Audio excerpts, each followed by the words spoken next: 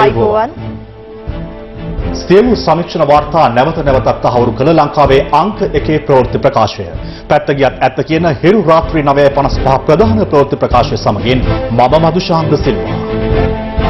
මම රුවන් කාකුමාර දාස ප්‍රථම අවධානය දවසේ ප්‍රධාන පුවත් සිරස් තල වෙත.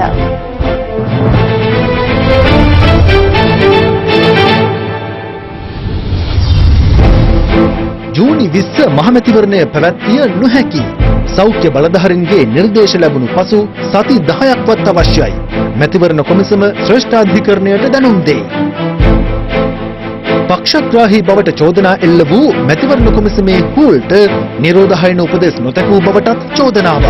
ඔය කියන නිරෝධායන නීතිය මහාචාර්ය රත්නජීවන් හූල්ට අධ්‍යයනයටත් අදාළ වන්නේ නැත්. පාස්කු ප්‍රහාරයට පෙරදා ආරක්ෂාව ඉල්ලා තිබියදීත් පොලිස් නිලධාරීන් නිදා සිටි බව ජනපති කොමිසමේදී හෙළිවේ. රුපියල් 5000 දීමනාව දේශපාලනීකරණය වී ඇති බවට පැමිණිලි ලැබී ඇතැයි මැතිවරණ කොමිසම කියයි.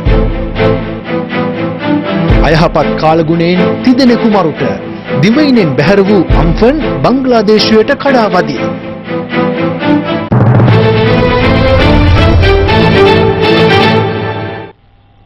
පවතින තත්ත්වය මත ජුනි 20 වෙනිදා මහමැතිවරණය පැවැත්වීමට ප්‍රායෝගිකව හැකියාවක් නොමැති බව මැතිවරණ කොමිසම අද ශ්‍රේෂ්ඨාධිකරණයට දැනුම් දුන්නා.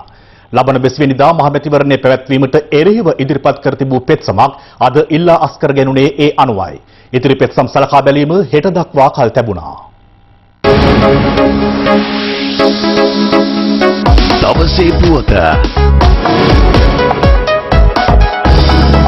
මහා මැතිවරණයේ ජුනි මාස 20 වෙනිදා පැවැත්වීමට මැතිවරණ කොමිසම නිකුත් කළ ගැසට් නිවේදනය සහ පාර්ලිමේන්තුව විසිරුවා හැරීමේ ගැසට් නිවේදනය බල රහිත කරන ලෙසට ඉදිරිපත් කර තිබූ පෙත්සම් 7ක් තුන්වන දිනටත් අග විනිසුරුවරයා ප්‍රමුඛ පංච පුද්ගල විනිසුරු මඩුල ඉදිරියේ සලකා බැලුණා.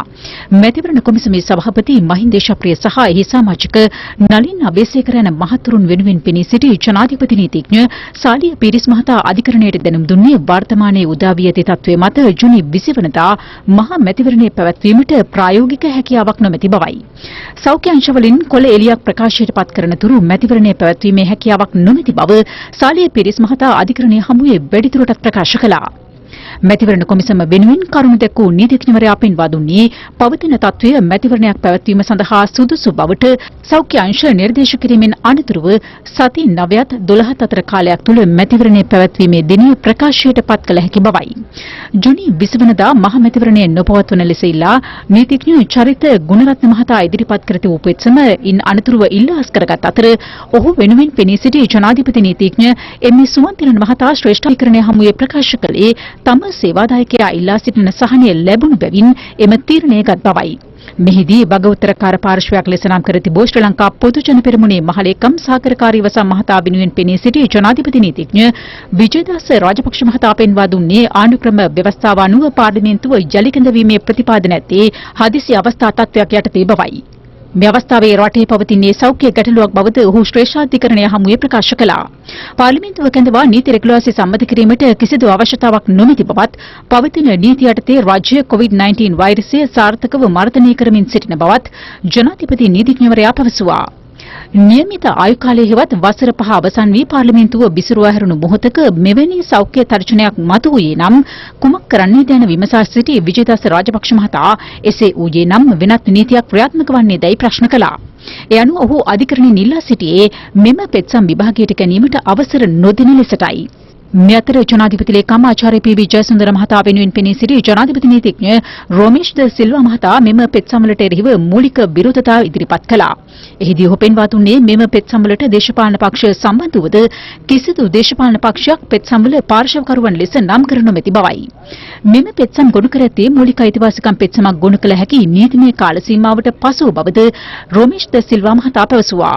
පාර්ලිමේන්තුව විසිරුවා හැරමින් ජනාධිපතිවරයා නිකුත් කළ ගැසට් නිවේදනය කිසිවෙකුටත් අවලංගු කළ නොහැකි බවත් ජනාධිපති නීතිඥවරයා අධිකරණය හමුවේ අවධාරණය කළා. අර්ථගොන් රත්න මහත්තයාගේ පෙත්සම තවදුරට අපි ගෙනියන්නේ නැහැ කියලා දැනුම් දුන්නා. අනිත් පෙත්සම් වල තියෙනවා මාර්තු මාස 2 වෙනිදා කරපු පාර්ලිමේන්තුවේ විශ්වාස කරපු නියෝගය අවලංගුයි කියන ප්‍රකාශනය අපි ඉල්ලලා තියෙනවා. ඒවා තමයි දැන් ඉදිරියට ගෙනියන්නේ. ආණ්ඩුව ඒ තුනෙන් දෙකේ බලය ගන්න කටයුතු කරනවා. එහෙම කටයුතු කරන අවස්ථාවකදී මැතිවරණ කොමසම ජනතාවගේ සෞඛ්‍ය ආරක්ෂාව ගැන කටයුතු කරන එක ගැන මම ස්තුතිවන්තයි. අවාසනාවන්ත ලෙස අද අපිට පේන්න තියෙනවා මැතිවරණ කොමිසම ඒකක දෙකකට කැඩලා තියෙනවා. හුල් මහත්තයා එක විදිහකටත් අනිත් සමාජිකයෝ දෙන්න එක විදිහකටත් අද වෙනත් නීතිඥවරුන් දෙදෙනෙක් මාර්ගෙන් කරුණු ඉදිරිපත් කරන තත්ත්වයටපත් වෙලා තියෙනවා. සෞඛ්‍ය නිර්දේශ වලට අනුව මැතිවරණ කොමිසම ගන්නා වූ දිනයක මැතිවරණ පැවැත්වීමේ හැකියාව තියෙනවා. හැබැයි මැතිවරණේ කල් දාන්න ඕන අය අද අධිකරණයට ඇවිල්ලා නොයෙකුත් සහන ඉල්ලා සිටිනවා. මැතිවරණ කොමිසමේ විශේෂයෙන්ම හුල් මහත්තයාගේ ක්‍රියාකලාපය පිළිකුල් ලෙස හෙලා දකිනවා. දවසේ පුවත අන්ලිමිටඩ් YouTube #170# අදම අමතන්න. මහමැතිවරණයේ පැවැත්වීම සහ පාර්ලිමේන්තුව කැඳවීම සම්බන්ධයෙන් පක්ෂ විපක්ෂ දේශපාලඥයින් පළ කළ අදහස් කිහිපයක් දැන් සෞඛ්‍ය විශේෂඥයන්ගේ ආරක්ෂකයේ උපදේශ මත හැකිතරම් ඉක්මනින් මැතිවරණය පවත්වලා අලුත් පාර්ලිමේන්තුව රැස් වෙන්න ඕන. අලුත් පාර්ලිමේන්තුව එක්ක තමයි වර්තමාන ගෝඨාභය රාජපක්ෂ ජනාධිපතිතුමාට වැඩ කරන්න පුළුවන්කම ලැබෙන්නේ. පාර්ලිමේන්තුව ඉක්මනින්ම ස්ථාවර වෙන්න ඕන රටේ දේශපාලන ස්ථාවරත්වය ඇති වෙන්න. මම රජයට කියන්න කැමතියි තවදුරටත් ප්‍රමාද වෙන්නේ නැතුව පාර්ලිමේන්තුව කැඳවන්න. හිතේ බයක් ඇති කරගන්න එපා. අපි ජනාධිපතිතුමාට විරුද්ධව දෝෂාභියෝග ගෙන්න යන්නේ නැහැ. අපි ඇමතිවරුන්ට විරුද්ධව විශ්වාසභංග යෝජනා ගෙනෙන්නට සූදානමක් නැහැ. අපිත් සමග සිටින සියලුම മന്ത്രിතුමන්ලාගේ ආශිර්වාද මේ රටේ ජනතාව වෙනුවෙන් නිර්මාණය කරන සහන පැකේජය වෙනුවෙන් අපි අත්උස්සන්නට ලෑස්ති කියන එක ප්‍රකාශ කරන්න කැමතියි. මැතිවරණ කොමිසම අපේ රටේ අලුත් ජනවරමකට ඉඩ ලබා දෙන්න සූදානම් නැහැ කියන සැකය බිම්මට්ටමේ ජනතාව පවා අපෙන් අද ප්‍රශ්න කරනවා. මැතිවරණ කොමිසම ඉන්නේ මැතිවරණ තියන්නද මැතිවරණ නොතියන්නද? මං හිතනවා මැතිවරණ කොමිසම අද කොරෝනා වසංගතයේ හින්දා නිර්මාණය වෙලා තියෙන ආර්ථික අර්බුදයට විසඳුමක් ලබා දෙන්න දැන් සූදානම් මොකද ජනාධිපතිතුමාට එතුමාගේ ප්‍රතිපත්තිය ක්‍රියාත්මක කරන සුදුසු පාර්ලිමේන්තුවක් නිර්මාණය කරගැනීමේ අවකාශය මැතිවරණ කොමිසම බාධාවකට ලක් කරලා තියෙනවා. කොරෝනා යුද පිටියක් තුල මිනිසුන්ගේ මලකඳන් උඩින් ජීවිත පූජා වලින් අපිට මේ කාරණේ කරන්න බෑ කියන එකත් අපි පැහැදිලිව සඳහන් කරනවා. අපි ඡන්දයට බය නැහැ. කොරෝනා බෝ වුණාම මිනි උඩින් ඡන්ද වලට යන්න බෑ. එහෙම කියලා අධිකරණයට යනවා අලුත් කඩේ උසාවියට. අර පැත්තෙන් කළුතර බෝධිය ගාවට ගිහිල්ලා එකාට එක බොහොම හොඳට අර ලව් කරනවා වගේ ලං වෙලා ඉඳගෙන පිකටින් කරනවා. මොකද්ද මේ වැඩේ තේරුම? ඒගොල්ලන්ටම තේරෙනවා මේ රෝගය බෝවීමේ ප්‍රමාණය අඩු වෙලා තියෙනවා. ඒ හින්දා තමයි සජිත් ප්‍රේමදාසට පුළුවන් වුණේ කළුතර පාලම් දෙක ගාවට ගිහිල්ලා අත් දෙක උස්ස රාජිතව අපිට දෙන්න කියලා පිකටින් කරන්න. කොරෝනා මර්ධනය කිරීමේ මුවාවෙන් පාර්ලිමේන්තුව අරා රජය මර්ධනය කරන්න වැඩපිළිවෙලක් සජාතික පක්ෂය සහ සමගි ජන බලවේගය ක්‍රියාත්මක කරා. රට අස්ථාවර කරන්න දෙන්න බෑ. පරණ පාර්ලිමේන්තුව ස්ථාපිත කරලා සජාතික පක්ෂ ආණ්ඩුවක් හදලා මේ රට ගෙනියනවට මේ රටේ මිනිස්සු කැමති නැහැ. ඒ නිසා අපි කියන්නේ මැතිවරණ කොමිසමට සෞඛ්‍යාංශයේ අදහස් අරගෙන නිවැරදි ලෙස මේ මැතිවරණය තියන්න පුළුවන් ක්‍රියාවලියකට යන්න කියලා. COVID-19 වසංගත තත්ත්වයේ හේතුවෙන් ආදායම් අහිමි වූවන්ට ලබා දෙන රුපියල් 5000 දීමනාව ආණ්ඩුවේ දේශපාලනීය ප්‍රවර්ධනය කිරීමක් බවට ලැබෙන පැමිණිලි වැඩි වෙමින් පවතින බව මැතිවරණ කොමිසම සඳහන් කරනවා. ඒ අනුව මෙම ව්‍යාපෘතියට සම්බන්ධව සිටින ප්‍රාදේශීය සහ ග්‍රාමීය දේශපාලඥයින් ඉන් ඉවත් කිරීමට කටයුතු කරන ලෙසයි ජනාධිපති අග්‍රාමාත්‍ය ලේකම්වරුන් ඇතුළු තවත් ලේකම්වරුන් පිරිසකට ලිපියක් යොමු කරමින් මැතිවරණ කොමිසම ඉල්ලා සිටින්නේ. COVID-19 වසංගත තත්ත්වයේ හේතුවෙන් ආදායම් අහිමි වූවන්ට රජය විසින් ලබා දුන් රුපියල් 5000 මූල්‍යාධාර ව්‍යාපෘතිය ආණ්ඩුවේ දේශපාලනයේ ප්‍රවර්ධනය වෙනුවෙන් ක්‍රියාත්මක වන බවට පැමිණිලි ලැබීමේ ප්‍රවණතාව වැඩි වෙමින් පවතින බව මෙම ලිපියේ සඳහන්. ඒ හේතුවෙන් මෙම මූල්‍ය ආධාර ලබා දීම හරහා කිසිදු ආකාරයක දේශපාලන පක්ෂ අපේක්ෂක ප්‍රවර්ධනයක් සිදු කිරීමට ඉඩ නොදෙන ලෙස අදාළ සියලුම නිලධාරීන් වෙත මෙම ලිපියෙන් දැනුවත් කර තිබෙනවා. වසංගත තත්ත්වය පාලනය වී රට සාමාන්‍ය තත්ත්වයට පැමිණ එදිනදා කටයුතු ඉටු කරගත හැකි තත්ත්වයක් පවතී නම් ලබන ජුනි මාසයේදීද මෙම ආධාර ලබා දීමේ සැබෑ අවශ්‍යතාවයක් තිබේද විමසන අදාළ ලිපිය මගින් දක්වා ඇත්තේ. එසේ කරන්නේ නම් එය ආණ්ඩුවේ දේශපාලන ව්‍යාපෘතියක් නොවන බවට ප්‍රදර්ශනය වීම අවශ්‍ය බවයි. මේ සම්බන්ධයෙන් අග්‍රාමාත්‍ය මහින්ද රාජපක්ෂ මහතා අද පැවති උත්සවයකින් අනතුරුව මෙලෙස අදහස් පළ කළා. 5000 දෙන්න එපයි. දෙන්න එපයි කොහොම අපිට දෙන්න බෑනේ. මේ මාසේ කොහොම හරි දෙනවා. ඊළඟ මාසේ දෙන්න එපයි කියලා තියෙන්නේ. ඒක තමයි ප්‍රශ්නේ. මැතිවරණ කොමසාරිස් කියන දේ තහඬ ඕනනේ නේද? නිරෝධායන උපදෙස් වලට පටහැනි ලෙස කටයුතු කළ බවට ජාතික මැතිවරණ කොමිසමේ සමාජික මහාචාර්ය රත්නජීවන් හුල් මහතාට අද චෝදනාවක් එල්ල වුණා. ඒ පූජ්‍ය මාකල්කන්දේ සුදත්ත හිමියන් පැවැත් වූ ප්‍රවෘත්ති සාකච්ඡාවකදී කොරෝනා වෛරසය හමුවේ බ්‍රිතාන්‍යයේ සිරවී සිටියේදී පසුගිය 4 වෙනිදා මෙරටට ගෙන්වාගත් ශ්‍රී ලාංකිකයින් පිරිසට ජාතික මැතිවරණ කොමිෂන් සභාවේ සමාජික මහාචාර්ය රත්නජීවන් හූල් මහතාගේ දියණියද අයත් වුණා. ඇය එදිනම මේගමුව ප්‍රදේශයේ පිහිටි හෝටලයක් වෙත යොමු කෙරුණේ දින 14ක නිරෝධායන කටයුතු සඳහායි. ඇයගේ නිරෝධායන කාලය පසුගිය 18 වෙනි දින අවසන් වූ අතර සෞඛ්‍ය අංශ වැඩිදුරටත් උපදෙස් ලබා දී තිබුණේ යාපනීය නල්ලූර් චෙම්මිනි පාරේ පිහිටි ඇයගේ නිවසේදී තවත් දින 14ක කාලයක් නිරෝධායනය වන ලෙසයි. කෙසේ වෙතත් ශ්‍රී ලංකන් ගුවන් සේවය ඔස්සේ මෙරටට පැමිණි ඇය සමාජ මාධ්‍ය ඔස්සේ ශ්‍රී ලංකන් ගුවන් සේවය සහ මෙරට ක්‍රියාත්මක නිරෝධායන ක්‍රියාවලිය පිළිබඳ විවේචනය කර තිබුණා. ඇය පවසා තිබුණේ නිරෝධායන මධ්‍යස්ථාන තුළ මීට වඩා පහසුකම් තිබිය යුතු බවයි. පසුගිය 18 වෙනි දින නිරෝධායනය අවසන් කළ ඇය කැඳවාගෙන යාමට පැමිණි මහාචාර්ය රත්නජීවන් හූල් මහතා සිය දියණිය නිවසට රැගෙන යනවා වෙනුවට ඇය සමග රාජගිරියේ පිහිටි මැතිවරණ කොමිෂන් සභා කාර්යාලයට පැමිණ ඇති බවයි වාර්තා වන්නේ. ඊයේ සහ පෙරේදා යන දෙදිනම ඔහු මෙලෙස සිය දියණිය සමග මැතිවරණ කොමිෂන් සභා කාර්යාලයට පැමිණීමත් සමග එහි කාර්ය මණ්ඩලය එයට විරෝධය පළ කර ඇති බව සඳහන්. පසුව මැතිවරණ කොමිසමේ ජ්‍යෙෂ්ඨ නිලධාරියෙකුගේ මැදිහත් වීමෙන් මහාචාර්ය රත්නජීවන් හූල් සහ ඔහුගේ දියණිය එම පරිශ්‍රයෙන් පිටව ගොස් තිබුණා. වාර්තා වන්නේ ඉන් අනතුරුව මැතිවරණ කොමිසම් සභා කාර්යාල පරිශ්‍රයේද සම්පූර්ණයෙන්ම විෂ බීජ හරණයට ලක් කිරීමට පියවරගෙන ඇති බවයි. මේ සම්බන්ධයෙන් එල්ලවන චෝදනා පිළිබඳව අප මහාචාර්ය රත්නජීවන් හූල් මහතාගෙන් විමසා සිටියා. එහිදී ඔහු පැවසුවේ තම දියණිය දින 14ක නිරෝධායන කාලය අවසන් කළ බවට වන සහතිකයද ලබාගෙන ඇති බවයි. මේ අතර මැතිවරණ කොමිසම හරහා ප්‍රවාහන කටයුතු වෙනුවෙන් මාසික දීමනාවක් හිමිව තිබුණත් ඔහු සිය දියණිය රැගෙන යාම සඳහා යාපනීය සහකාර මැතිවරණ කොමසාරිස් කාර්යාලයට අයත් නිල රථයක් භාවිත කිරීම පිළිබඳවද චෝදනා එල්ලවනවා. ඒ ගැන කළ විමසීමකදී ඔහු පැවසුවේ පවතින තත්ත්වය හමුවේ පොදු ප්‍රවාහන සේවය භාවිත කිරීමට නොහැකි නිසා Taman මැතිවරණ කොමිසමෙන් ඉල්ලීමක් කර එම රථය ලබාගත් බවයි. ස්වාධීන කොමිෂන් සභාවක් වන ජාතික මැතිවරණ කොමිසමේ සමාජිකයෙකු ලෙස ක්‍රියා කරමින් මහාචාර්ය රත්නජීවන් හූල් මහතා මීට පෙර අවස්ථා කිහිපයකදීම කොමිසමේ ස්වාධීනත්වයට පටහැනි ප්‍රකාශ නිකුත් කර තිබූ අතර මෙරට ආරක්ෂක අංශවලට විරුද්ධවද යම් යම් ප්‍රකාශ නිකුත් කර තිබුණා. කොරෝනා වෛරසය හේතුවෙන් බව පවසමින් ඔහු අවස්ථා කිහිපයකදීම මැතිවරණ කොමිසමේ පැවති සාකච්ඡා සඳහා සක්‍රීය දායකත්වය ලබා නොදීමද දැඩි ලෙස කතාබහට ලක් වුණා. මේ අතර අද පෙරවරුවේ මැතිවරණ කොමිෂන් සභාවේ පැවති විශේෂ සාකච්ඡාව සඳහා සහභාගී නොවුනේ මන්දයි කළ විමසීමකදී ඔහු පැවසුවේ එම සාකච්ඡාව සම්බන්ධයෙන් නිශ්චිත ලෙස Taman දැනුවත් කර නොමැති බැවින් Taman ඒට සහභාගී නොවූ බවයි. කෙසේ වෙතත් මැතිවරණ කොමිසමෙන් කළ විමසීමකදී ඔවුන් පැවසුවේ අද පෙරවරුවේ පැවති විශේෂ සාකච්ඡාව සඳහා පැමිණෙන ලෙස මහාචාර්ය රත්නජීවන් හූල් මහතා දැනුවත් කර තිබූ බවයි. මේ අතර රත්නජීවන් හූල් මහතාගේ ක්‍රියාකලාපය සම්බන්ධයෙන් පූජ්‍ය මාගල්කන්දේ සුදත්ත හිමියන් අද අදහස් පළ කළා.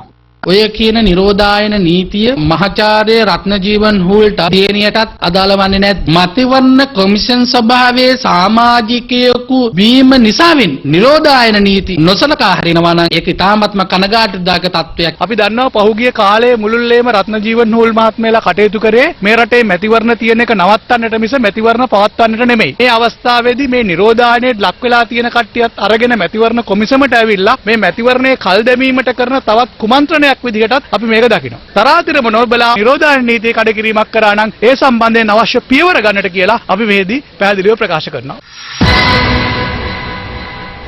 අම්පන් සුළුකනාටුවේ බලපෑම හේතුවෙන් දිස්ත්‍රික්ක 8ක පුද්ගලයන් 9000කට අධික පිරිසක් පීඩාවට පත්ව පුද්ගලයන් 30 දෙනෙකු ජීවිතක්ෂයට පත්ව ඇති බව ආපදා කළමනාකරණ මධ්‍යස්ථානය පවසනවා. කාලගුණ විද්‍යා දෙපාර්තමේන්තුව අනාවැකී පළ කරන්නේ අම්ෆන් සුළුකනාටුවෙන් ශ්‍රී ලංකාවට ඇති බලපෑම හෙට දිනේ වන විට අඩුවනු ඇති බවයි. මේ අතර අම්ෆන් සුළුකනාටුව අද පස්වරුවේ බංග්ලාදේශයට කඩා වැදුණු අතර ඉන්දියාවේ බටහිර බෙන්ගාලයටද දැඩි බලපෑම් එල්ල කළා.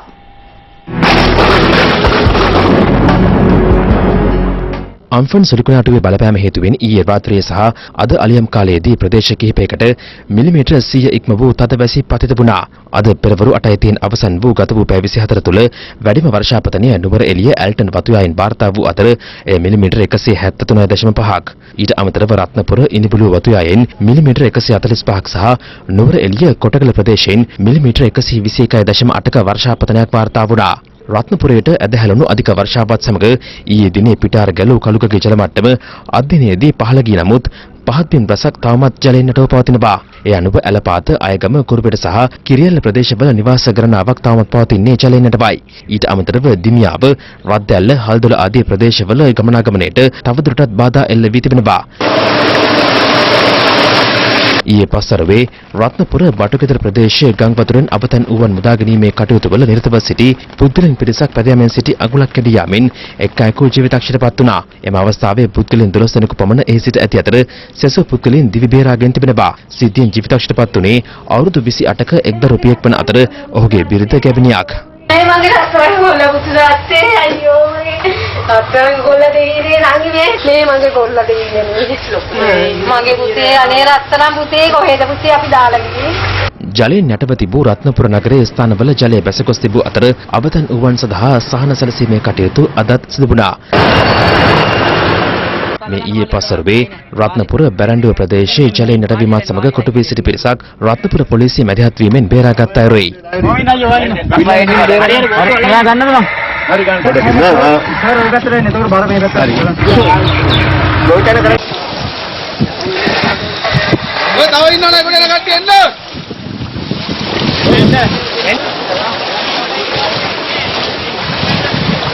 ඊයේ දිනේ මධ්‍යම කඳුකරයට ඇදහැරුණු අධික වර්ෂාපාත සමග විදුලි බලාගාර ආශ්‍රිත ජලාශවල ජල මට්ටම ඉහළ ගොස් ඇති බව විදුලි බල හා බලශක්ති අමාත්‍යාංශය සඳහන් කළා. නිවේදන නිකුත් කරමින් එම අමාත්‍යාංශය සඳහන් කළේ ජල විදුලි උත්පාදනය 31.17කින් ඉහළ ගොස් ඇති බවයි.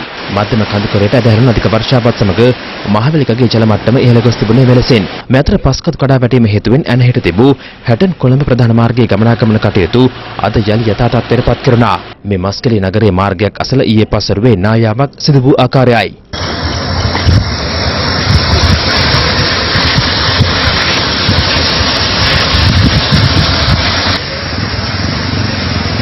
මේ ඊයේ පස්වරුවේ ගින්ගග නෙළුව ප්‍රදේශයෙන් දිස් වූ ආකාරයයි.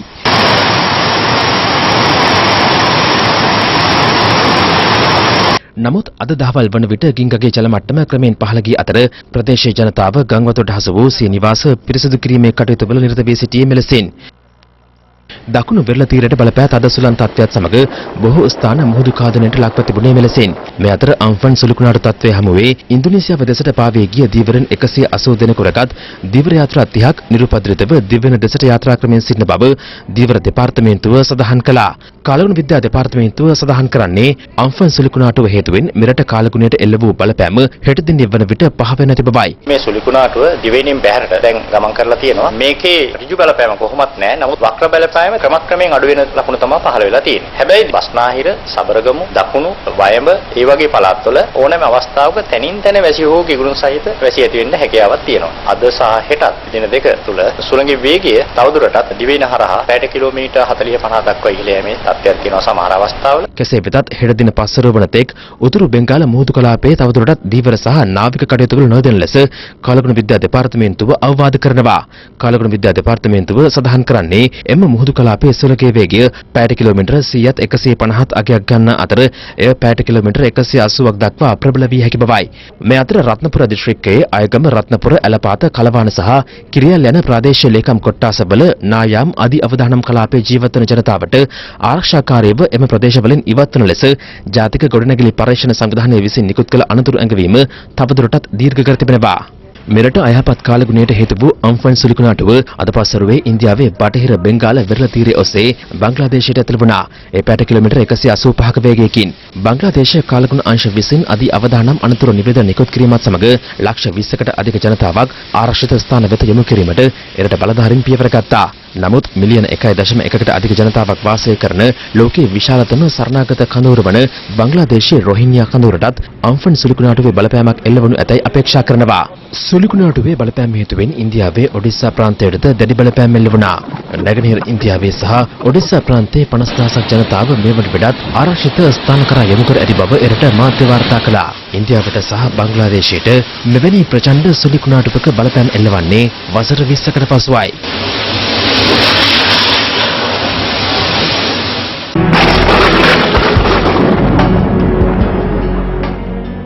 ප්‍රහාරයක් එල්ලවන බවට තොරතුරු ලැබීමෙන් පසු කොළඹ ආරක්ෂාව තර කරන ලෙස උපදෙස් ලබා දී තිබියදී සහරාන් හෂීම් ඇතුළු බෝම්බකරුවන් පාස්කු ඉරිදාට පෙර දිනේ කොළඹ අවට ප්‍රදේශවල සැරිසරා ඇති බව පාස්කු ප්‍රහාරය පිළිබඳ සොයන ජනාධිපති කොමිසමේදී අනාවරණය වුණා.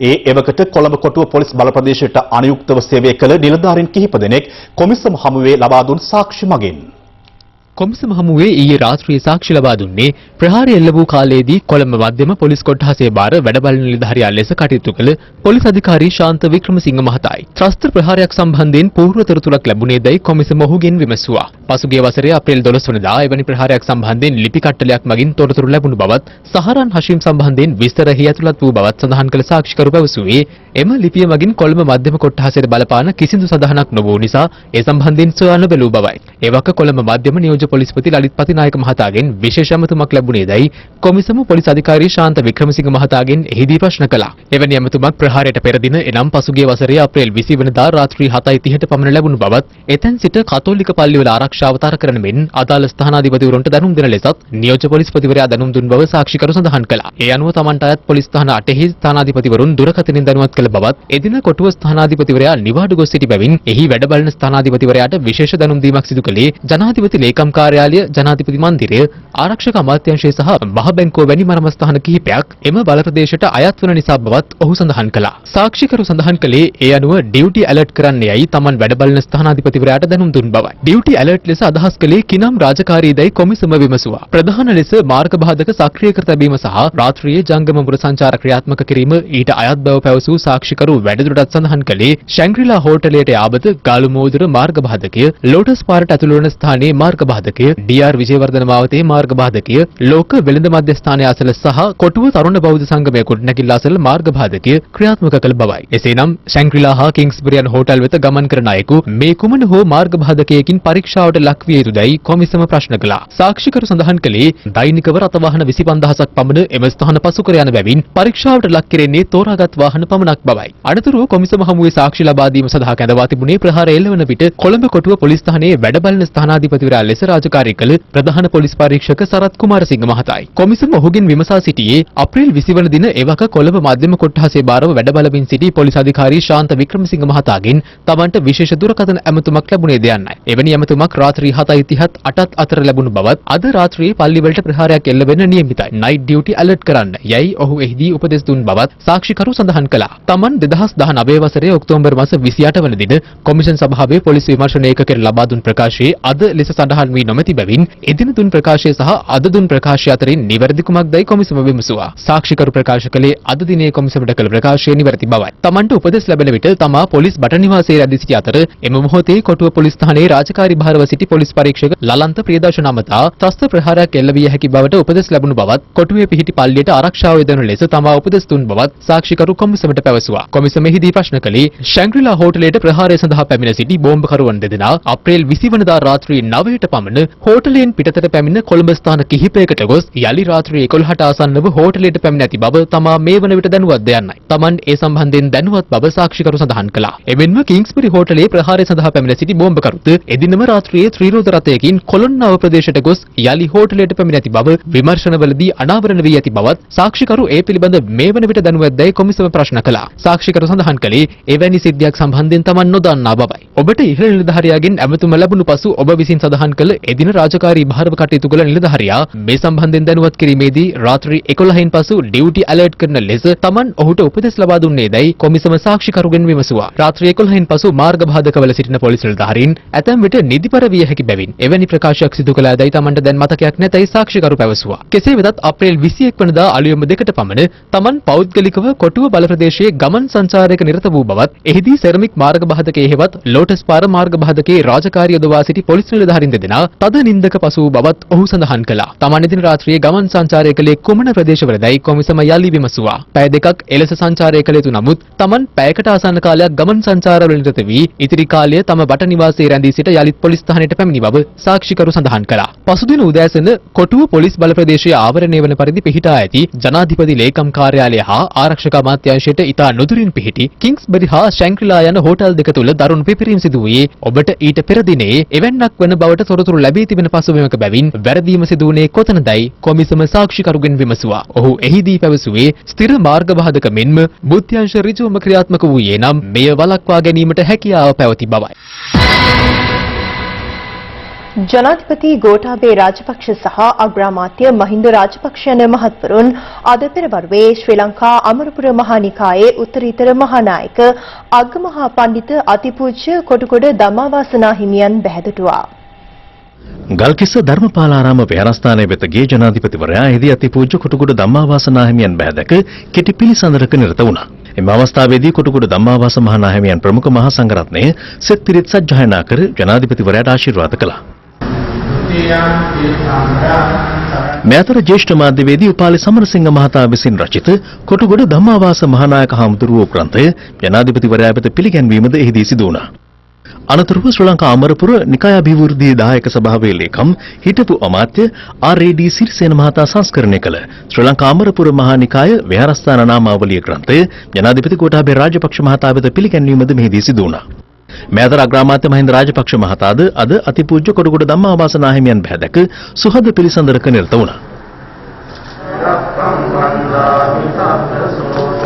එම අවස්ථාවේදී කොළඹ සහ ගම්පහ ප්‍රදේශවල ඇඳිරි නීතිය ඉවත් කිරීම සම්බන්ධයෙන් අග්‍රාමාත්‍ය මහින්ද රාජපක්ෂ මහතාගෙන් මාධ්‍යවේදීන් විමසුවා. පාසල් වල දරුවන් රැක ගැනීම අපේ වගකීමක් දැම්ම පාසල් විශ්වවිද්‍යාලය මේක ගැන ප්‍රශ්නයක් තියෙනවා. අනිත් ඒවා දැනට ඇරලා වගේ. තම කන්තෝරුවක් ඇරලා 30ක් සමහර එකයි 50ක් එනවා. ඉතින් මං හිතන්නේ දැන් අපි සුඟා පාලනය කළා මේ නාවික හමුදාවේ ඇතුලේ තියෙන ප්‍රශ්නේ තමයි තියෙන්නේ. ඒකක් පාලනය කරගෙන ඉන්නේ. ඒකට දැන් ඡන්දේ එහෙම කවද වගේ තියෙන්නේ? ඒක ඉතින් උසාවියෙන් තීන්දුව කරනවා. උසාවියේ සමහරු තර්ක කරනවා අවුරුදු ගණන් පරක්කු කරමු කියලා. ඉතින් ඒවා බොරු වැඩ. අතිවරණයක් කියන එක අවශ්‍යයිනේ. ප්‍රජාතන්ත්‍රවාදයේ රැකගන්න ජනතාව දෙපාරක් පැත්තකට වීසි කරපු ආණ්ඩුවක් නැවත පරණ පාර්ලිමේන්තුවක් ගෙනල්ලා උස්කාපු පාර්ලිමේන්තුවක් දැන් බෑනේ. ඒතකොට පාර්ලිමේන්තුව නැතුව කරගෙන යන්න බෑනේ නේද සර්? මිනිස්සු බොහොම කැමති. මේ සියල්ලම පාර්ලිමේන්තුව නැතුව තමයි කෙරුණේ. ජනාධිපතිවරයා කැබිනට් මණ්ඩලය ප්‍රාදේශීය සභාවයි ඉන්නේ. ඉතුරු වෙලා තියෙන්නේ ඊළඟට හමුදාව සෞඛ්‍ය අමාත්‍යාංශයේ සියලු දෙනා එකතු වෙලා මේ ප්‍රශ්නෙට මුහුණ දීලා මේ ප්‍රශ්නේ විසඳනවා.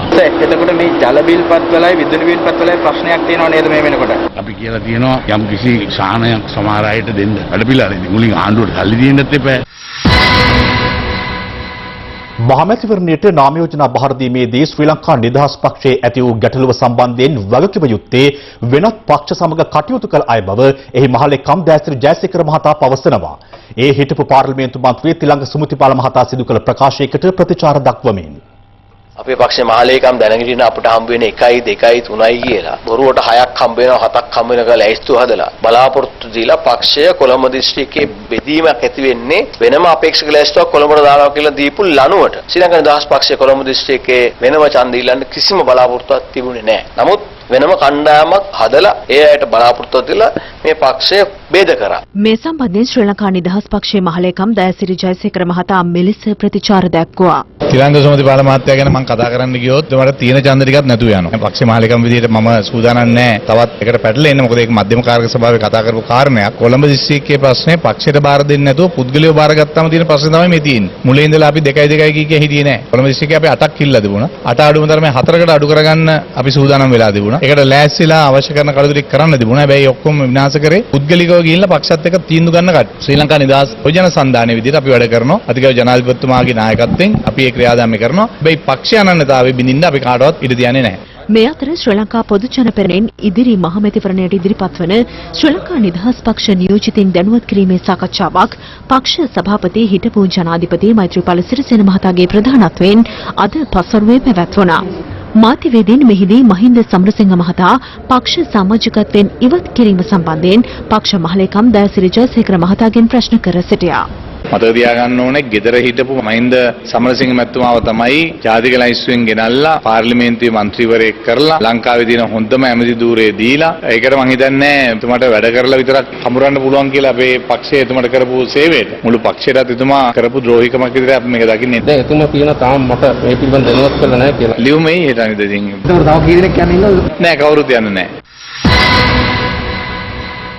කෘත්‍යාධිකාරී මණ්ඩලයේ අනුමැතිය අනුව පිහිටුවාගත් තම පක්ෂයේ සහයෝගය දක්වන පළාත් පාලන නියෝජිතයින්ට එක්සත් ජාතික පක්ෂ මහලේකම්වරයා බලපෑම් එල්ල කරන බවට හිටපු පාර්ලිමේන්තු මන්ත්‍රී චමින්ද විජේසිරි මහතා චෝදනා කරනවා.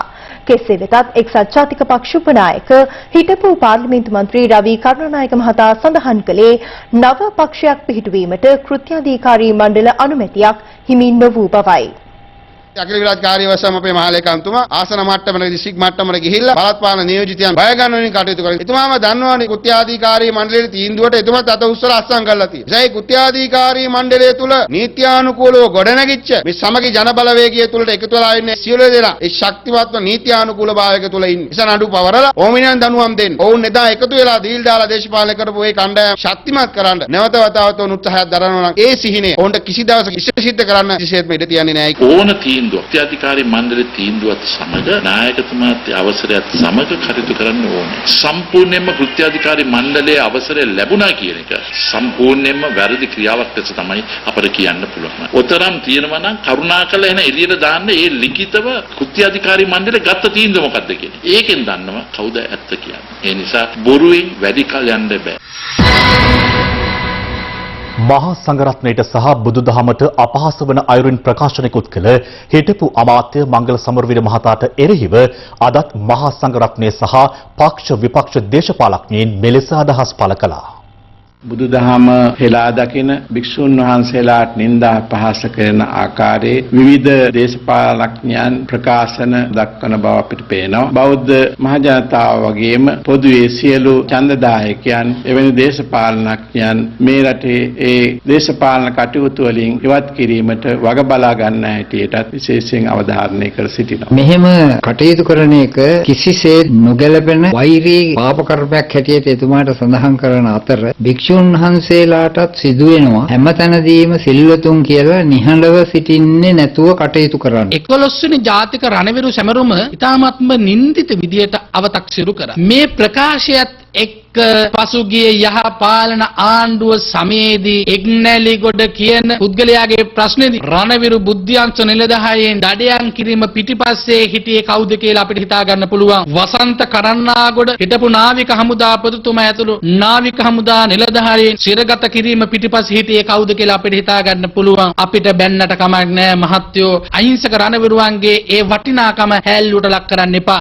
අන්ධ කයිප්පු කැවිලා කියලා කියන්නේ අර තමන් විසින්ම තමන්ගේ පක්ෂයත් තමන්ගේ දේශපාලනයත් විනාශ කර ගැනීම ගැන කනගාටු වෙනවා. විදේශ න්‍යාය පත්‍රයන් අනුව කටයුතු කරපු එක්සත් ජාතික පක්ෂය ජනතාව විසින් පහුගිය මැතිවරණයේදී පාරට බැස්සුවා. මේ මැතිවරණයේදී කානුවට මැදලා දායි. බෞද්ධ විරෝධී ප්‍රකාශ කරනකොට කොහෙද ඉන්නේ අද නැහැ අපි ළඟ. පාස් බෝම්බ ගැහුවගෙන කියුණ කට්ටිය අද අපි ළඟ නැහැ. අන්තවාදී ආගම් වල ඉන්න කට්ටිය අද නායකත්ව දෙන්නේ වෙනි පක්ෂ තුල අපට නෙමෙයි. සිරිකොතර ගල් ගහපු අය අද එක්සත් ජාතික පක්ෂ නෙමෙයි. පිට ගිහිලා කල් ගන්න. ජනතාව එයාගේ ඉරණ මෙතන පෙන්නන. විරෝධාර රණවිරුවන්ව ඊයේ දවසේ සමරනකොට මංගල සමරවීර එක සමරනවට කැමති නැල්ලු. ඒකට හේතුව තමයිලු හමුදාව වගේ තමයිලු අර LTT අයත් අපේම ලංකාවේ මිනිස්සු. මේ රටේ විරෝධාර රණවිරුවට කොහොමද LTT කාරෙක්ව සමාන කරන්නේ? ඒ ත්‍රස්තවාදීන්ගේ ගණයට මේ රටේ විරෝධාර රණවිරුවව සමාන කරනවා නම් ගමේ කතාවක් තියෙනවා කටේ ගෙඩියෙන්න ඕන. මම නම් කියන්නේ මංගලගේ කටේ ගෙඩි නෙවෙයි එන්න ඕන හොරියෙන්න ඕන. එක පැත්තකින් මහා සංඝරත්නයට අපහාස කරනවා. සිංහල බෞද්ධකමට අපහාස කරනවා. අනිත් පැත්තෙන් මේ රටේ විරෝධාර රණවිරුවන්ට අපහාස කරනවා. අපි අහනවා සජිත් ප්‍රේමදාස මහත්තයාගෙන් මේ කොට්ටාස තුනට අපහාස කරලාද ලෑස්ති වෙන්නේ මැතිවරණයකට යන්න කියලා. මට එතුමාගේ කටවහල අල්ලගෙන ඉන්නත් බෑ. එතුමා කරන යම් යම් ප්‍රකාශ සම්බන්ධයෙන් අපිට යම් කිසි ගැටලුවක් තියෙනවා. මහා සංඝරත්නයට අපහාස කරලා සහරාන් වෙනුවෙන් මංගල සමරවීර අද ප්‍රසිද්ධියේ පෙනී සිටිනවා. මංගල සමරවීර වෙනත් විදේශීය බලවේගයක් සමග සම්බන්ධ වෙලා ඔවුන් වෙනුවෙන් අපේ රටට බලපෑම් කිරීම කොන්තරාත්තුවක් බාරගෙන ඉන්නවා කියන සැකය අපිට තියෙනවා.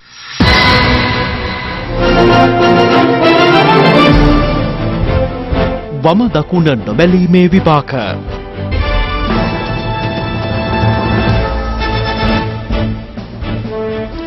LTTE ත්‍රස්ත සංවිධානය යුදමය වශයෙන් පරාජය කර 11 වසරක් ගත වුවද තවමත් එහි බලල් අත් ලොව පුරා ක්‍රියාත්මකයි.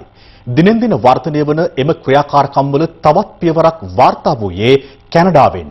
ඒ එරට පාර්ලිමේන්තු මන්ත්‍රීවරයෙකුගේ ආන්දෝලනාත්මක ප්‍රකාශයක් සමගයි. 33 හැවිරිදි ගානට් ජෙනොවිස් කැනේඩියානු පාර්ලිමේන්තුව නියෝජනය කරන්නේ කන්සර්වේටිව් පක්ෂයෙන්. පසුගිය 18 වනදාට යෙදී තිබූ 11 වන යුද ජයග්‍රහණය වෙනුවෙන් සමාජ මාධ්‍ය ඔස්සේ ඔහු මෙම ප්‍රකාශය කර තිබුණා. May 18th is a day of mourning for the මැයි 18 කියන්නේ කැනඩාව ඇතුළු ලොව පුරා සිටින දෙමළ ජනතාවගේ ශෝක දිනයක්. ඒත් සමගම ඔබට සහ මට මතක් විය යුත්තේ ශ්‍රී ලංකාවේ සිදු වූ සිවිල් යුද්ධයයි. මම පසුගිය පාර්ලිමේන්තුවේ යෝජනාවක් ඉදිරිපත් කළා කැනඩාව මේ යුද්ධයේ සිදු වූ යුද අපරාධ පිළිබඳ පරීක්ෂණයක් සිදු කළ යුතුයි කියලා. කැනඩාව අනිවාර්යයෙන්ම ඊට සහයෝගය දැක්විය යුතුයි. කැනඩාව මානව හිමිකම් සහ යුක්තිය ආරක්ෂා කරන ප්‍රබල විදේශ ප්‍රතිපත්තියක් අනුගමනය කරන රටක් ලෙස මේ පිළිබඳ අනිවාර්යයෙන්ම වගකීම බාරගත යුතුයි. අගමැති ස්ටෙෆන් හාපර් කොළඹදී පැවති පොදු රාජ්‍ය මණ්ඩලීය රාජ්‍ය නායක සමුළුවේදී මානව හිමිකම් සම්බන්ධයෙන් විරෝධයක් පළ කළේ ශ්‍රී ලංකාව තුළ සුළු ජාතිකයන්ට අසාධාරණයක් සිදු වන බව පවසමින් මානව හිමිකම් උල්ලංඝනය කරන්නන්ට එරෙහිව දැඩි සම්බාධක පනවන ලෙස මම කැනඩා රජයෙන් ඉල්ලීමක් කරනවා. සාධාරණ මානව හිමිකම් සම්බන්ධයෙන් කැනඩාව නැවත නායකත්වයක් ගත යුතුයි. දෙමළ ජනතාව සමග වැඩ කිරීමට හා සුළු ජාතිකයන්ට වන අසාධාරණකම් සම්බන්ධයෙන් සොයා බැලීමට මම වැඩිදුරටත් බලාපොරොත්තු වෙනවා. and I look forward to continuing to work with the Tamil community on these vital issues. මීට වසර 11කට පෙර කොටි සංවිධානය යුදමය වශයෙන් පරාජය කළද තාමත් ඔවුන් විවිධ ස්වරූප තුළින් ක්‍රියාත්මක වන බවට මෙය කදිම නිදසුනක්. මේ අතර වේලුපිල්ලේ ප්‍රභාකරන් ප්‍රමුඛ LTT සංවිධානය ආයුධ සන්නද්ධ අරගලයක නිරත වීම තමන් වරදක්සේ නොදකින බව උතුරු පළාත් හිටපු ප්‍රධාන අමාත්‍ය සී.වී. විග්නේශ්වරන් මහතා පවසනවා. දෙමළ මාධ්‍යවේදීන් සතිපතා යොමු කරන ප්‍රශ්නාවලියකට පිළිතුරු ලබා දෙමින් ඔහු කියා සිටියේ වඩුකෝඩේ යෝජනාවලිය ප්‍රකාරව ගෞරවාන්විත සටනකට ඔවුන් ප්‍රවිෂ්ඨ වූ බවයි. එවකට දෙමළ නායකයන්ගේ ඉල්ලීම් වෙනුවෙන් ප්‍රභාකරන් සටන් කළ බව සී.වී. විග්නේශ්වරන් මහතා සිය ප්‍රකාශයෙන් වැඩිදුරටත් සඳහන් කර තිබෙනවා. ඔහු මෙහිදී LTT නායකයාව හඳුන්වා ඇත්තේ ප්‍රභාකරන් මල්ලී යනුවෙන්. COVID-19 වෛරසය ආසාදනය වන් 15 දෙනෙකු අද දිනේත් පූර්ණ සුවය ලබා පිටව යාමත් සමග වෛරසය ආසාදනය වී සුවය ලැබූ සංඛ්‍යාව 584 දක්වා ඉහළ ගියා.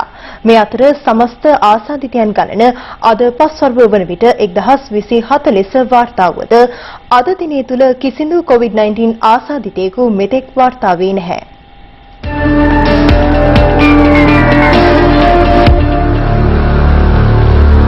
අද පෙරවරු 10 වන විට මෙරට COVID-19 වෛරසය ආසාදිතව ප්‍රතිකාර ලැබූ 15 දෙනෙකු සුවය ලබා පිටව යාමත් සමග සුවය ලැබූ සමස්ත පුද්ගලයන් සංඛ්‍යාව 584ක් දක්වා ඉහළ ගියා. වසංගත රෝග විද්‍යාංශය නිවේදනය කළේ ඔවුන් අතරින් 7 දෙනෙකු නාවික හමුදා රෝහලේ, 6 දෙනෙකු අංගොඩ ජාතික බෝන රෝග විද්‍යායතනයේ සහ 2 දෙනෙකු වැලිකන්ද මූලික රෝහලේ ප්‍රතිකාර ලැබුවන් බවයි. මේ අතර COVID-19 වෛරසය ආසාදනය වූ තවත් පුද්ගලයන් 35 දෙනෙකු ඊයේ දිනේදී හඳුනා ගැනීමත් සමග මෙරටින් හමු වූ සමස්ත ආසාදිතයින් සංඛ්‍යාව 1027ක් දක්වා ඉහළ ගියා. වසංගත රෝග විද්‍යායකගේ ප්‍රකාශ කළේ ඊයේ හමු ආසාදිතයන් 35 දෙනාම නාවික හමුදා සමාජිකයින් බවයි. ඉන් 28 දෙනෙකු ඔළුවිල් නිරෝධායන මධ්‍යස්ථානයේ නිරෝධායනට ලක් වෙමින් සිටි පිරිසක්. මෙරට ආසාදිතයන්ගෙන් බහුතරයක් වන නාවික හමුදා සමාජිකයින් හා ආශ්‍රිතයන් 621 දෙනෙකුගෙන් 221 දෙනෙක් මේ වන විට පූර්ණ සුවය ලබා රෝහල් වලින් පිටව ගොස් අවසන්. වැලිසර නාවික හමුදා කඳවුර සහ අනිකුත් හමුදා කඳවුරු ආශ්‍රිතව පවතින COVID-19 තත්ත්වය පිළිබඳව අප විසින් 4 දෙනෙක්ගෙන් සමන්විත සංගත විද්‍යාඥයින් පත් කිරීමෙන් අනතුරුව ඔවුන් විසින් ඒ පිළිබඳව පරීක්ෂණයක් සිදු කරලා තියෙනවා. ඒ පරීක්ෂණයට අනුව මා විසින් නිර්දේශ ලබා දීලා තියෙනවා නාවික හමුදාවට එම නිර්දේශ ඉතා තදින් ක්‍රියාත්මක කරන ලෙස. නාවික බටහින් මේ සංකීර්ණය තුළ ඒ අය දුරස්ථ නිරෝධායන මධ්‍යස්ථාන වලට යවලා තියෙනවා. එම නිරෝධායන මධ්‍යස්ථාන වලදී යම් පිරිසක් COVID-19 ආසාදිතයින් ලෙස හඳුනාගෙන තිබෙනවා. කෙසේ වෙතත් බාහිර සමාජය තුළින් මේ වන විට COVID-19 ආසාදිතයින් වාර්තා නොවන බව පත්තරේ විස්තරයේ වැඩසටහනට අද එක්වෙමින් වසංගත රෝග විද්‍යායකගේ අධ්‍යක්ෂ විශේෂඥ වෛද්‍ය පබා පලිවර්ණ මහත්මිය ප්‍රකාශ කළා. ඇත්තටම දැන් COVID-19 වල මේ වන විට තත්ත්වය කොහොමද? ශාස්ත්‍රයෙන් අපිට වාර්තා වන්නේ නැහැ. පසුගිය දින 20ක විතර කාලයක් තිස්සේ කිසිම රෝගියෙක් COVID-19 සමාජය තුළ තව කාලාන්තරයක් පවතී. COVID-19 සමග අපිට ජීවත් වෙන්න වේ කියන කතාව මේකේ පදනමක් තියෙනවද? ඔව්, එහි පදනමක් තියෙනවා. මොකද මෙය ශ්වසන වෛරසයක්. එන්නතක් ලැබෙන තුරු මේ තත්ත්වය පැවතීමේ අවදානමක් තියෙනවා. දැන් අපි හිතමු රට බාහිරයට හරියට නිසි පරිදි විවෘත වූ තත්ත්වයක් ඇතිව හොත් මේ රට තුළට පැමිණෙන අය අතරින් නැවතත් වෛරසය වරින් වර රට තුළ සම්ප්‍රේෂණය වීමේ අවදානමක් තියෙනවා. මෙතර කොළඹ 12 බණ්ඩාරනායක මාවතෙන් වාර්තා වූ පළමු කොවිඩ් ආසාදිත කාන්තාව සම්පූර්ණයෙන්ම සුවය ලබා ද සිය නිවස වෙත ගොස් තිබෙනවා. කොළඹ 12 බණ්ඩාරනායක මාවත ප්‍රදේශයෙන් රෝගී වූ COVID-19 ආසාදිතයන් 97 දෙනාගෙන් 72ක පූර්ණ සුවය ලබා නැවත තමන්ගේ ගෙවල් දොරවල් කරා පැමිණ තිබෙනවා. විශේෂයෙන්ම පළමු රෝගියා වන කාන්තාව නිවස බලා පැමිණ තිබෙනවා. ඒ අනුව අපිට කියන්න පුළුවන් දැනට ආසාදිතයන්ගෙන් බොහෝ දෙනෙක් සුවය ලබා තිබෙනවා. තවත් 27ක් වැනි සුළු පිරිසක් පමණයි රෝහල්ගතව ප්‍රතිකාර ලැබීම පවතින්නේ. මේ අනුව බණ්ඩාරනායක මාවත ප්‍රදේශයේ තාමත් පොදින් රෝගේ පාළු වී සිටීමත් රෝගී වූවන් තාමත් ඉක්මනින් සුවය ලබා ඇති බවත් අපිට කියන්න පුළුවන්. මෙතර කොටුව මැනින් වෙළඳපොලේ වෙළඳාම් කටයුතු වලට සම්බන්ධ වන පුද්ගලයන්ගෙන් අහඹු ලෙස ජීව සාම්ප්‍ර ලබා ගැනීම අද සිදු කෙරුණේ කොළඹ මහනගර සභාවේ වසංගත රෝග ඒකකයේ මෙහෙයවීමෙන්. මේ මාස දෙවනිදා ඉඳලා අද දක්වා හම්බුනියට තෝරාගෙන ගත් පරීක්ෂණ වලින් එකම කොවිඩ් රෝගයක්වත් අපිට මේ වෙනතුරු වාර්තා වෙලා නැහැ. මෙතර සේවාවන් ආරම්භ කර තිබූ කොළඹ පිටකොටුව ප්‍රදේශයේ කොණ්ඩ කපන ස්ථාන කොළඹ මහනගර සභාවේ නිලධාරීන්ගේ පරීක්ෂාවට ලක් වුණා. නිසි සෞඛ්‍ය ආරක්ෂිත ක්‍රමවේද අනුගමනය කිරීමෙන් තොරව පවත්වාගෙන ගිය කොණ්ඩ කපන ස්ථානයක් වසා දැමීමටද නිලධාරීන් කටයුතු කළේ මෙලෙසින්. අපි කියලා දෙනවා මාස්ක් එක මුන්ට තව වෙන්න ප්ලාස්ටර් එකක් ගන්න කියලා. දැන් ඒ වෙලේ ගන්න වරු නැත්තම් අපිට කඩේ වහලා යනවාද තියෙනවා ඔක්කොම තියෙනවා. දැන් මම තවත් දෙකක් කිව්වා. එයාට වැරද්ද කියන්නේ ඔයාලා අයිතිකාර ප්ලාස්ටර් එක ගෙනල්ලා තියෙන්නේ. දැන් ගේන්න ඕනේ නැහැ. කඩේ වහන්න. කඩේ වහලා ඔක්කොම බඩු ගෙනල්ලා මට දෙන්න. ඔයගොල්ලෝ හැදෙන්නේ නැහැ නැත්තම් කිව්වා.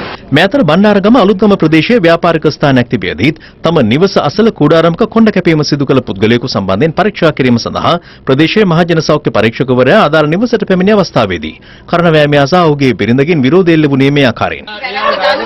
බඩගින්නට ඕන කෙනෙක් කෑ ගහනවා රාජකාරට ආවුනේට ඒකට හදිනවා පාසලේක කාලේ ඉඳලා ඒවට කියලා කියනවා. කඩයක් තියෙනවා කඩේ තියෙන බෑ විතර කරන්න බෑනේ. ඒක අනවසරයි. නෑ මේක මේ වෙලාවේ රෝගයක් පාලනය කරන්න වෙනකොට ඔයාලට ඕන විදිහට වැඩ කරන්න දෙන්න බෑ මේක වෙලාව. ඔයාගේ ඒවා දාන්නේ දැන් අපිත් එක්ක යා. ඔවුන් දෙදෙනා පොලිස් ස්ථානයේ වෙත රැගෙන යාමෙන් පසුව දැඩිව අවවාද කර මුදා හැර ඇති බව අප වාර්තාකරු සඳහන් කළා. මේ අතර නිරෝධායන රෙගුලාසි උල්ලංඝනය කරමින් තලවාකැලේ ප්‍රදේශයේ බාහිර පන්ති පවත්වාගෙන ගිය ගුරුවරුන් දෙදෙනෙකු සහ ළමුන් 14 දෙනෙකුද ස්වයං නිරෝධායනට ලක් කිරීමට පියවරගෙන තිබෙනවා.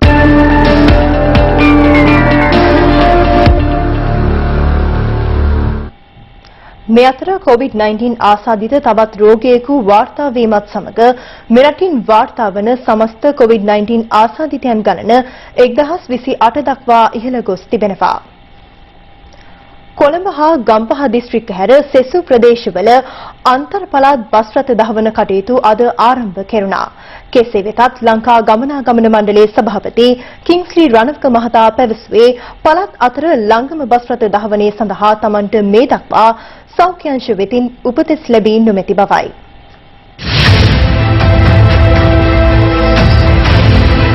මෙතෙක් දිස්ත්‍රික් අතර ගමනාගමනයට සීමා වූ බස් රථ සේවාව පළාත් මට්ටමින් ක්‍රියාත්මක කිරීම සඳහා තීරණය කෙරුණේ ප්‍රවාහන අමාත්‍යවරයාගේ ප්‍රධානත්වයෙන් පැවති සාකච්ඡාවකින් අනතුරුවයි. ඒ අනුව බොහෝ ප්‍රදේශවල අද අන්තර් පළාත් බස් සේවා ක්‍රියාත්මක වුණා. කෙසේ වෙතත් පෞද්ගලික බස් රථ සේවකින් පැවසුවේ තමන් බස් රථ ධාවනය සඳහා සූදානම් වුවත් ප්‍රමාණවත් මගින් ප්‍රමාණයක් නොමැති වීම ගැටලුවක් බවයි. මේ අතර පළාත් අතර ලංගම බස් රථ සේවා අද ක්‍රියාත්මක නොකළ බව එහි සභාපතිවරයා පවසනවා. අපිට බස් රථ ධාවනය කරන්න හැකියාව ලැබිලා තියෙන්නේ දිස්ත්‍රික් අතර පමණයි. අද දිනේදී විශාල මගී ජනතාවක් එක් එක් ස්ථානවලට ඇවිල්ලා වෙනත් ප්‍රදේශවලට යන්නට උත්සාහ කරලා තියෙනවා. අධිවේගී බස් ආරම්භ කරන ස්ථානයටත් විශාල පිරිසක් ගිහිල්ලා තියෙනවා. අපිට අද වෙනකලුත් උපදේශයක් ලැබිලා නැහැ අන්තර් පළාත් සහ අන්තර් දිස්ත්‍රික් අතර ධාවනය ආරම්භ කරන්නට. මොකද සෞඛ්‍ය අංශ වලින් උපදෙස් ලැබෙනකන් අපිට හැකියාවක් නැහැ මේ ආකාරයට දිස්ත්‍රික් අතර ධාවන කටයුතු සිදු කරන්න. කෙසේ වෙතත් දිස්ත්‍රික් අතර ගමනාගමන කටයුතු සඳහා ලංකා ගමනාගමන මණ්ඩලය මෙන්ම පෞද්ගලික බස් රථද සැලකිය යුතු ප්‍රමාණයක් යොදවා තිබෙන ආකාරය දක්නට ලැබුණා.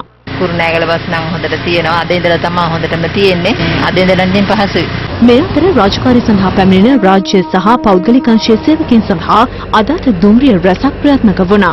ආසන වෙන් කරවාගත් දුම්රිය මගීන්ට අමතරව සේවා අවශ්‍යතා මත රාජකාරී සඳහා කැදවන රාජ්‍ය සහ පෞද්ගලික අංශ සේවක සේවිකාවන්ටත් අද සිට දුම්රිය පැමිණීමට අවස්ථාව ලබා දී තිබුණා. මේ අතර මෙතෙක් අඩාලව පැවති සිනමා සහ ටෙලිනාට්‍ය ක්ෂේත්‍රයේ කටයුතු යලි ආරම්භ කිරීම සඳහා සෞඛ්‍ය සේවා අධ්‍යක්ෂ ජනරාල්වරයා විශේෂ මාර්ගෝපදේශ මාලාවක් නිකුත් කර තිබෙනවා.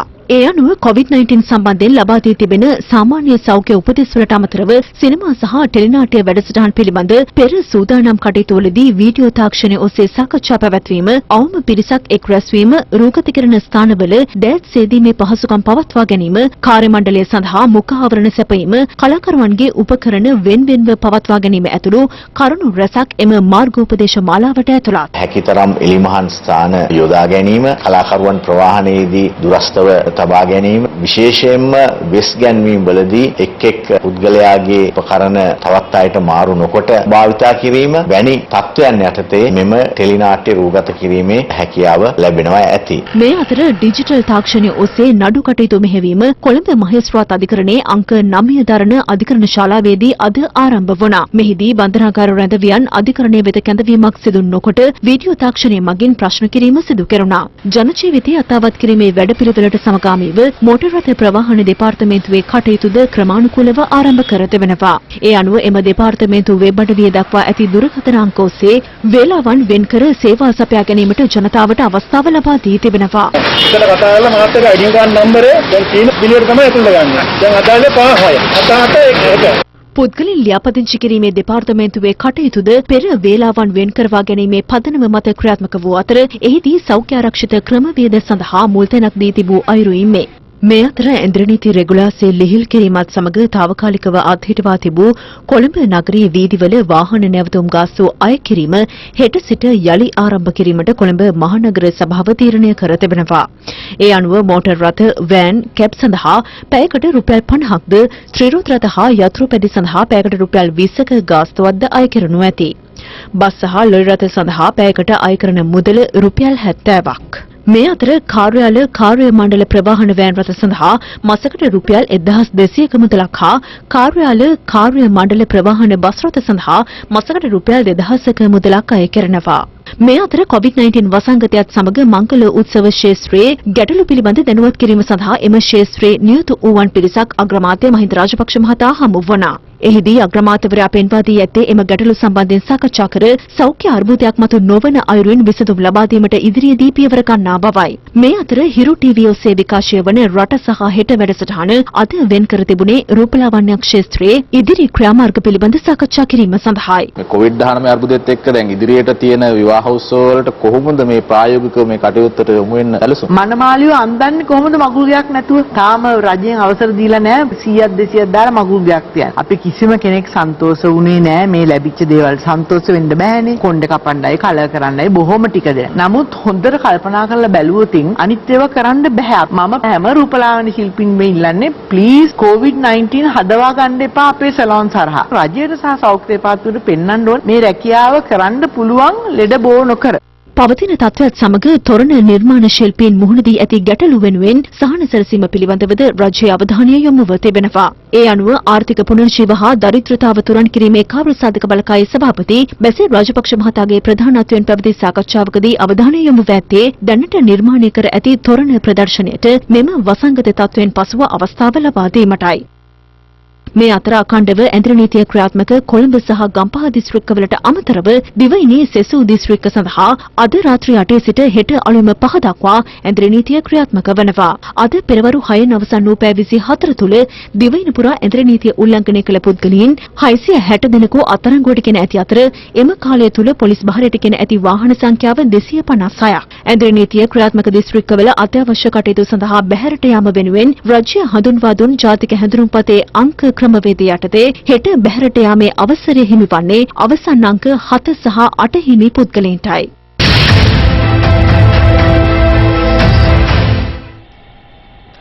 ලෝපුරා වාර්තා වන COVID-19 ආසාදිතයන් සංඛ්‍යාව අද ලක්ෂ 50 ඉක්ම වූවා.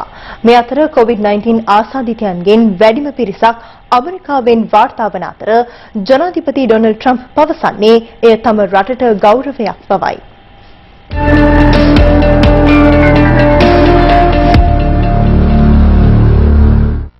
ලොව පුරා වාර්තා වන COVID-19 ආසාදිතයන් සංඛ්‍යාව මේ වන විට 50,2439 දක්වා ඉහළ ගිය අතර වාර්තා වන මරණ සංඛ්‍යාව 3,25,214ක්. ලොව පුරා COVID-19 ආසාදිතයන් අතුරින් 15,70,583ක්ම ඇමරිකාවෙන් වාර්තා වන අතර එරට සිදු ඇති පුද්ගල මරණ සංඛ්‍යාව 93,533ක්. මෙලෙස ලොව පුරා වාර්තා වන COVID-19 ආසාදිතයන්ගෙන් වැඩිම සංඛ්‍යාවක් ඇමරිකානුවන් වීම ගෞරවයක් බවයි ජනාධිපති ඩොනල්ඩ් ට්‍රම්ප් පැවසුවේ. ඔහු පෙන්වා දෙන්නේ එමගින් තම රට තුළ COVID-19 පරීක්ෂණ සිදු කිරීම ඉතා ඉහළ මට්ටමක පවතින බව ඔප්පු වන බවයි. ඇමරිකාවට පසු වැඩිම COVID-19 ආසාදිතයන් සංඛ්‍යාවක් රුසියාවෙන් වාර්තා වන අතර උද්ගත වෙති තත්ත්වය පූජ්‍යපාද දුරම්පහළ ශ්‍රී රාහුල හිමියන් අධ්‍යාපන අමාත්‍යාංශයේ පිරිවෙන් අධ්‍යාපන උපදේශක තන්ත්‍රෙහි රාජකාරී ආරම්භ කිරීම අද පෙරවරුවේ අධ්‍යාපන අමාත්‍යාංශ පරිශ්‍රයේදී සිදු කෙරුණා.